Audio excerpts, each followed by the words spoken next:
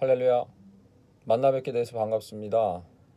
사랑하는 더 충만한 교회 성도 여러분, 때가 코로나19로 너무 힘들어져서 함께 예배할 수는 없지만 오늘 5분에서 10분 이렇게 짧은 영상을 통해서 여러분 만나 뵙게 돼서 반갑습니다. 가정에서 예배를 드리실 수도 있고 혼자 예배할 수도 있는데, 오늘 이사야 31장 1절부터 끝절 말씀 본문으로 저와 함께 잠깐 나누시고, 편한 복장으로 저도 입었습니다. 편하게 여러분도 함께 옆에 있는 분과 묵상한 거 나눈다는 생각으로 함께 제 말씀에 잠깐 귀 기울여 주시고, 제 말씀을 기본으로 여러분 가족들끼리 나눔을 이렇게 한번 가져보시면 좋겠습니다. 네, 이사야서 31장 말씀은 하나님께서 이스라엘 백성들을 향해서 진노하시고 심판하시고, 그리고 아수르, 애굽, 바빌론 이런 나라를 통해서 징계하실 때 그 징계하는 모습을 중에서 소망을 주시는 말씀으로 위치하고 있습니다. 31장이요. 30장 말씀에도 보면 이스라엘을 괴롭히던 아수르 백성들을 하나님께서 너무 심하게 한다 하고서 징계하는 말씀들이 나오는데, 마땅히 이스라엘 백성들은 하나님의 이 징계와 심판을 받으면서 돌이켰어야 합니다. 그런데 참 의아한 게, 오늘 본문 말씀 성경 갖고 계시면 펴보시죠. 31장 1절 말씀 보시면 도움을 구하러 애굽으로 내려가는 자들은 이렇게 써 있습니다. 참 의아하죠? 하나님께서 심판하고 계시다고 노골적으로 얘기를 하셨는데도 이스라엘 백성의 이 태도가 참 의아합니다. 도움을 구하러 어디로요? 애굽으로 내려간다 이렇게 얘기해요. 도움을 구하러, 살러, 자기들이 살기 위해서 애굽을 의지한다 이렇게 얘기하는 거죠. 참 답답한 상황이지만, 그러나 그들이 어떻게 그렇게 할 수 있었을까? 왜 그랬을까? 그들의 어리석음은 어떤 이유에서일까? 잠깐 생각해보고, 두 번째는 그러한 어리석음을 떨쳐버리고 다시 하나님의 백성답게 살아가는 길은 무엇일까? 오늘 본문 말씀을 통해서 잠깐 살펴보겠습니다. 첫 번째, 그들의 어리석음은 어째서인가? 성경책 잠깐 보시죠.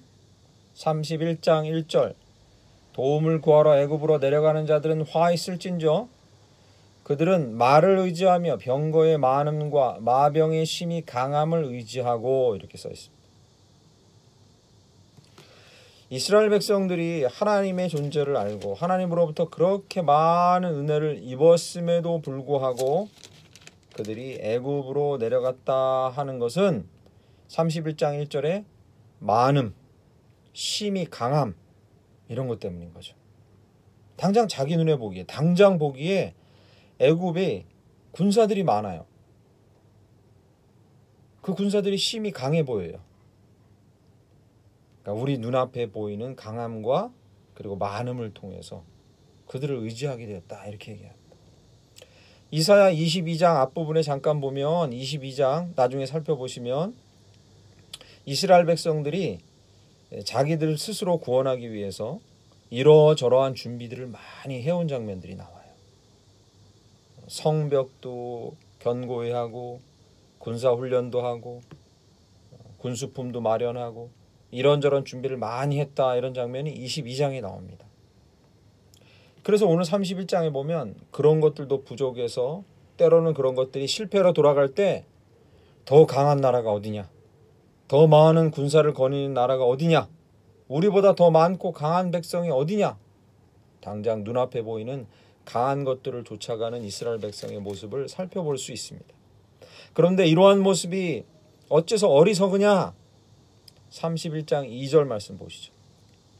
여호와께서도 지혜로우신즉 재앙을 내리실 것이라 하고요. 그 다음에 3절 말씀 가보시면 애굽은 사람이요 신이 아니며 그들의 말들은 육체요 영이 아니라 이렇게 했습니다. 이러한 모든 시도들이 참 어리석은 것은, 그들이 아무리 강하고 아무리 많아도 그들은 사람이요 신이 아니라는 거죠. 그들은 육체, 즉 상할 수도 있고 죽을 수도 있고 아플 수도 있는 육체지 영이 아니시라는 거예요. 그래서 어리석다는 거죠. 그래서 3절 말씀 끝에 보시죠. 돕는 자도 넘어지며 누가 도우러 왔으나 그들도 결국엔 넘어져요. 도움을 받는 자도 엎드려져서 다 함께 멸망하리라 이렇게 했습니다. 신약시대 사도행전에 보면 사도들이 사람들 앞에 끌려갑니다. 사람들 앞에서 고난을 당합니다. 그리고 거짓 증언을 하라고 포기하라고 강요받습니다. 그럴 때 그들이 이렇게 얘기합니다.